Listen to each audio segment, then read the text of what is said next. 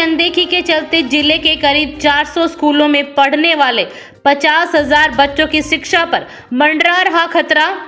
दावा टैबलेट के माध्यम से कक्षाओं को डिजिटल करने का, लेकिन जमीनी हकीकत 2 साल बीते बच्चों को नहीं मिल पाई है पाठ्य पुस्तकें। इस बार भी शैक्षणिक स्तर शुरू होने के 1.5 माह के बाद भी पाठ्य पुस्तकें नसीब नहीं। मिड डे मील हो या पीपीपी की अनिवार्यता, सरकारी स्कूलों में प्रवेश बच्चों की शिक्षा के राह में बन रहे हैं रोड़ा। बच्चों को किताबें दिलाने से लेकर मिड डे मील के लिए अब गुरुजी, मंत्री और विधायकों के काट रहे हैं चक्कर। नमस्कार, दैनिक साथी के डिजिटल प्लेटफॉर्म में आपका स्वागत है। खबर को विस्तार से जानने के लिए यदि आपने अब तक हमारे चैनल को लाइक, शेयर, सब्सक्राइब नहीं किया है तो सब्सक्राइब करें ताकि आपको हमारी सभी नोटिफिकेशन मिलती रहें। नया शैक्षणिक स्तर आरंभ हुए 1.5 माह बीत जाने के बावजूद अभी तक मिडिल कक्षाओं के विद्यार्थियों को पाठ्य पुस्तकें नसीब नहीं हुई हैं। इसके चलते अकेले रेवाड़ी जिले में ही सरकारी स्कूलों के 1ली से 8वीं तक के कक्षाओं के करीब 50,000 बच्चों के भविष्य पर शिक्षा का खतरा मंडरा रहा है। पिछले शिक्षा स्तर में भी उन्हें पुरानी पुस्तकों से ही अध्ययन करना पड़ा था। बीते 2 साल से पुस्तकें नहीं मिल पाई हैं। इस वर्ष भी अभी तक नहीं मिलने से ऊहापोह की स्थिति बनी हुई है। वहीं दूसरी ओर मिड डे मील का राशन भी नहीं मिलने से राजकीय विद्यालयों के बच्चों को उनसे वंचित होना पड़ रहा है। इसी का परिणाम है कि आज सरकारी स्कूलों से बच्चों की संख्या लगातार कम होती जा रही है। सरकारी स्कूलों में अधिकतर गरीब परिवारों के बच्चे पढ़ते हैं। परिजन मजदूरी के लिए चले जाते हैं। ऐसे में इन बच्चों के पास मिड डे मील एक सहारा था, लेकिन अब वह भी सरकार ने छीन लिया है। परिवार पहचान पत्र के अभाव में विद्यार्थियों के दाखिले भी नहीं हो पा रहे हैं। राजकीय प्राथमिक शिक्षा संघ की जिला इकाई की ओर से इस बार सहकारिता मंत्री डॉक्टर बनवारी लाल व कोसली विधायक लक्ष्मण यादव के अलावा अपने शिष्यों के भविष्य के लिए नेताओं के चक्कर काटने पड़ रहे हैं।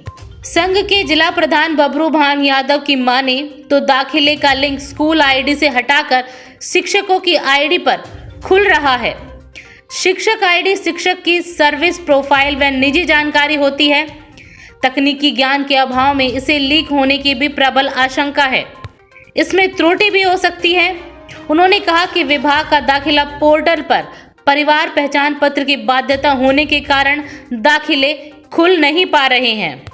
इसके बिना मूल व प्रवासी बच्चों का दाखिला मिलना मुश्किल है, जिसका सीधा असर सरकारी स्कूलों में दाखिला संख्या पर पड़ेगा।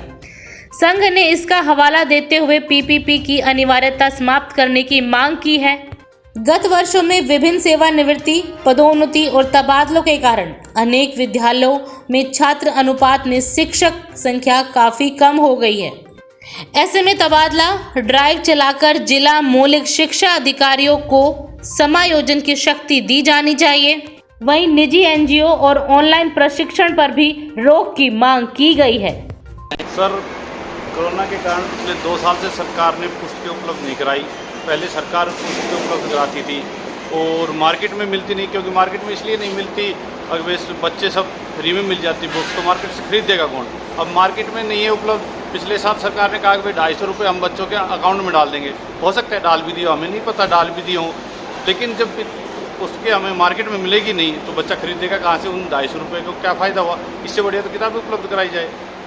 ये पूरे हरियाणा का मसला रहा होगा। पूरा हरियाणा का मसला है सर, और लगभग 2 से 3 साल हो गए। और छोटे बच्चे होने के कारण वो किताबें फट भी जाती है। छोटे छोटे बच्चे, बड़े समझदार बच्चे हो तो उनको संभाल के रख सकते हैं, कवर करा सकते हैं, लेकिन छोटे बच्चे तो वो छोटी किताबें होती है, फाड़ भी देते हैं उनसे। तो हम पुरानी किताबों से अब भी काम चला रहे हैं। लगभग 1 to 8 600 के लगभग स्कूल है रेवाड़ी में, और लगभग 40 से 45 हज़ार बच्चे हैं जो किताबों से वंचित आज 1 to 8, क्योंकि सरकार ने आज तक कोई किताबें मुहैया नहीं कराई थी। पिछले जब हमने स्टेट यूनियन ने हमारे शिक्षा मंत्री से और डायरेक्टर वगैरह से महोदय से बात की तो उन्होंने कहा कि 1 सप्ताह यानी कि अप्रैल का पहले सप्ताह में ही आपको बुक्स मिल जाएगी, लेकिन अब मई का लगभग आधा समय बीत चुका है, लगभग 1.5 महीना हो गया, आज तक कोई किताबें नहीं आई है। किताबें न आने के कारण बच्चों को बहुत हानि हो रही है। अध्यापक भी नहीं पढ़ा पा रहे हैं, अध्यापक काम भी कराते हैं तो बच्चे कर नहीं पा रहे हैं। अब बच्चों को काम तो हम यही करते हैं कि जैसे भी हम बोर्ड पे कराते हैं बच्चे उनको उतारते हैं और कहते हैं बेटा इनको ही घर से दोबारा रिपीट करके लाए। अगर बुक्स हो तो घर के वो जो मेंबर हैं या कोई जहाँ पर ट्यूशन वगैरह उपलब्ध होती है तो वो उनको होमवर्क करा देते हैं, लेकिन अब किताबें नहीं है तो पेरेंट्स भी कहाँ से होमवर्क कराएंगे। आपकी यूनियन की ओर से पिछले कल ज्ञान मांग पत्र भी दिया गया, तो सरकार से क्या मांग करेंगे चैनल के माध्यम से? सर कल भी हमने कह रहे हमारे जो सहकारिता मंत्री डॉक्टर बनवारी लाल जी को ज्ञापन दिया था, और आज हमने कह रहे अपने विधायक कोसली लक्ष्मण सिंह यादव जी को भी दिया है सीएम के नाम ज्ञापन। उनमें हमने यही मांगे रखी है, किताबों के लिए मांगे कि बच्चों को मिड डे मील नहीं मिल रहा। ऊपर सरकार ने आदेश कर दिया कि मिड डे मील दिया जाए। मिड डे मील कहाँ से दे जब तो सूखा राशन नहीं है। सूखा राशन उपलब्ध है तो हमारे जो अकाउंट थे, जो मिड डे मील का अकाउंट थे, वो सारे जीरो करा के और सारे सरकार ने पैसे ले लिए और वो सारा एक खाता डायरेक्टर के नाम पंचकला के नाम खुलवा दिया। और जब तक पैसा रिलीज नहीं होगा तो अध्यापक कहाँ से तो खर्चा लाए।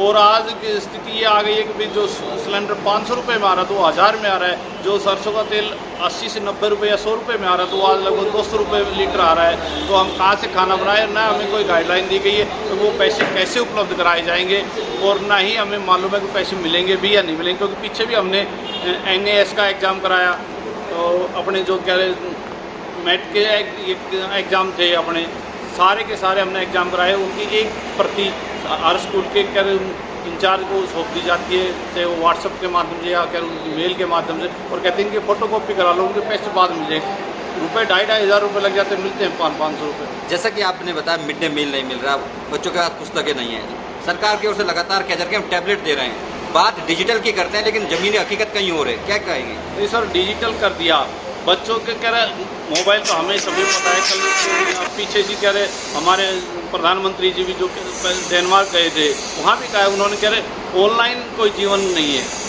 ऑफलाइन और ऑफलाइन ही लाइफ लाइन है। जब ऑफलाइन ही काम होगा, जब तक हम बच्चे को नहीं सिखा पाएंगे, बच्चे डिजिटली इस पर तो और बहुत सारी चीज़ें सीखेंगे बच्चे, तो और गलत रास्ता अपनाएंगे। मिड डे मील नहीं मिल रहा। मिड डे मील बनकर लगभग मार्च 2020 से बंद हो गया था।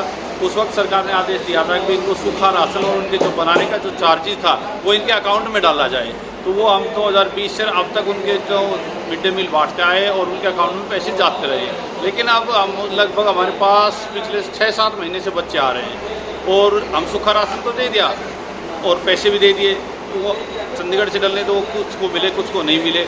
लेकिन अब बच्चों के सरकार ने आदेश दिया कि बच्चों को राशन दिया जाए, मिड डे मील बना के खिलाया जाए। तो उसके लिए हमें राशि उपलब्ध कराई ताकि हम बच्चों को खाना उपलब्ध करा सके। कि कहीं सब्जी खरीदनी है, कहीं लस्सी खरीदनी है, कहीं दूध खरीदना है, कहीं और जो मटेरियल है, चने दाल वगैरह। तो किस तरह से